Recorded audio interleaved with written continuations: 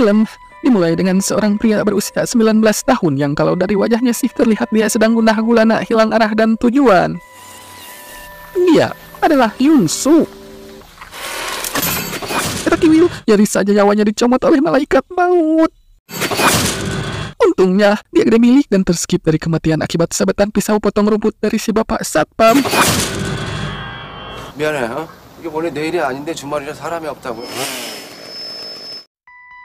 Aduh, setelah membuat malaikat maut siaga 1, si bapak satpam dengan santainya berkata maaf sambil terlihat watados begitu. Tapi, Pak Satpam sedikit heran karena dia tidak pernah melihat Hyun-soo di lingkungan apartemen ini sebelumnya. 어떤 학생인데 뭔 일로 왔어? 이사요. Hyun-soo datang ke apartemen ini karena semua keluarganya tewas dalam sebuah kecelakaan mobil, sehingga dia terpaksa harus tinggal di apartemen yang tidak SNI ini karena peninggalan dari orang tuanya tidak cukup untuk menanggung hidupnya selama 1000 tahun ke depan. Hyun-soo yang sudah putus asa dengan kehidupannya berniat untuk mengakhiri saja hidupnya yang mendesu dengan melompat dari atap apartemen. Namun, ketika hendak meloncat, tiba-tiba pandangannya teralihkan pada sebuah pemandangan yang menebarkan sekaligus mengeraskan. Woi, sungguh menggiurkan dan bikin urat merungkut. Oh ya, ternyata walau sedang nari balet, si Neng memperhatikan dan mengetahui niatan Hyun-soo yang ingin mengakhiri hidupnya. Dan dengan sangat simpel dan menahuk, si Neng berkata, 여기서 죽지 마. 딴 데 찾아봐. 괜히 여기서 죽어가지고 여러 사람 귀찮게 만들지 말고. ya, sangat kejam dan to the point memang, tapi ternyata itu efektif dan ampuh hingga membuat Hyun-soo tercengang dan mengurungkan niatnya. Hyun-soo pun kembali ke apartemennya dan nge-WA ke malaikat maut untuk memberitahu bahwa dirinya tidak jadi mengakhiri hidupnya. Pas satpam tiba-tiba datang sambil celingukan. 뭐 하시는 거예요? 아까는 미안했어. Hyun-soo pun pada akhirnya mencoba beradaptasi dan mencoba berdamai dengan kehidupannya saat ini. Namun ternyata tidak mudah untuk beradaptasi dengan lingkungan barunya ini, di mana orang-orang di sini punya kehidupan yang di atas normal akibat faktor 진짜 뛸 거야? 자존심도 없냐? 야, 자존심이 밥 먹여주냐? Lain wanita barusan yang bernama Jisoo, di apartemen ini juga tinggal si gadis penari balet yang bernama Lee Eun-yo bersama kakaknya yang bernama Lee Eun-hook.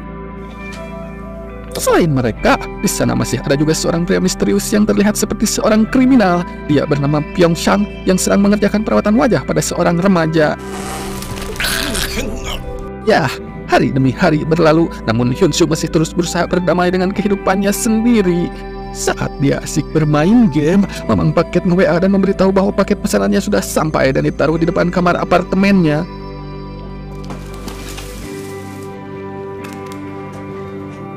야이씨.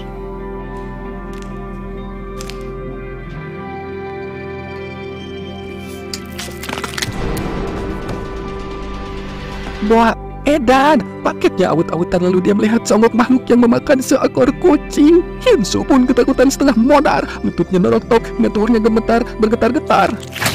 Ternyata itu adalah ulah mama tetangga Hyun-soo yang entah kesurupan setan apa sehingga dia menjadi brutal seperti itu.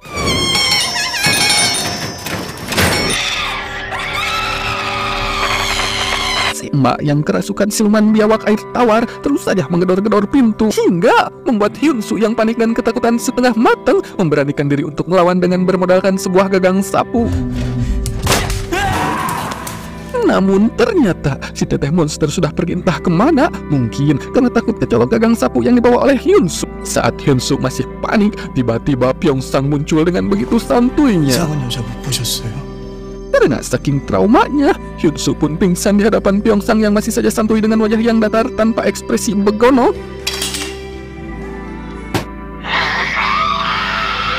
Ternyata sang monster biawak air tawar kini tengah meneror Jisoo. Jisoo kaget bukan kepalang melihat wajah siluman biawak air tawar. Si monster terus saja mengetuk-ketuk pintu hingga gentop sambil berteriak, "Lapar, lapar!" Karena sudah tidak ada pilihan, Jisoo pun mengambil tongkat baseball. Tapi saat hendak dihantamkan, ternyata malah wajah korodok Pyeong-sang yang ada di depan Jisoo.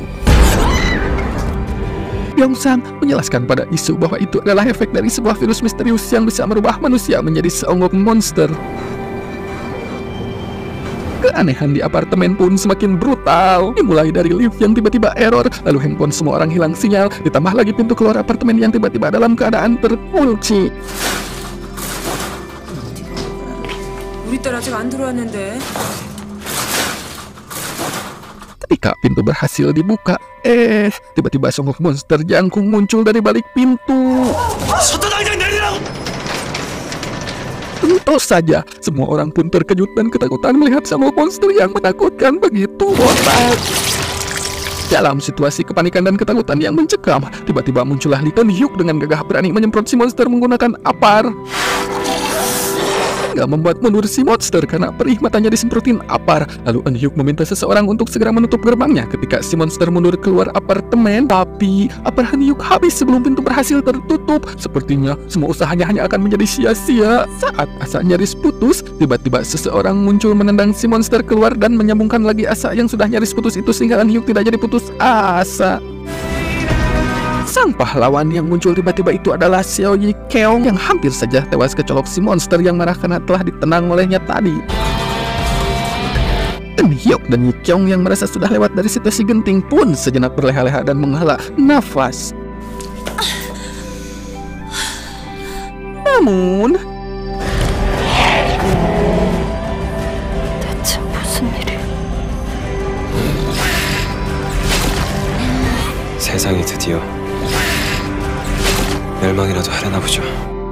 ternyata situasi ini sangatlah buruk, di mana monster yang muncul nyatanya bukan hanya satu. Ya, seperti yang dikatakan oleh Eun-hyuk, mungkin dunia akan segera kiamat.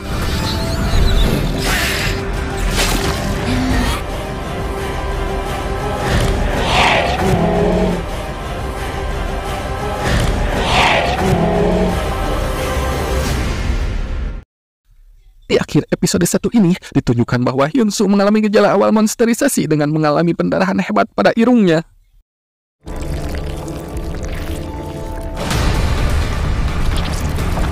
Ya sudah, cukup sekian dan terima kasih. Thanks for watching. Jangan lupa like dan subscribe. Sedikit karek. Sampai jumpa di episode Sweet Home yang kedua ya.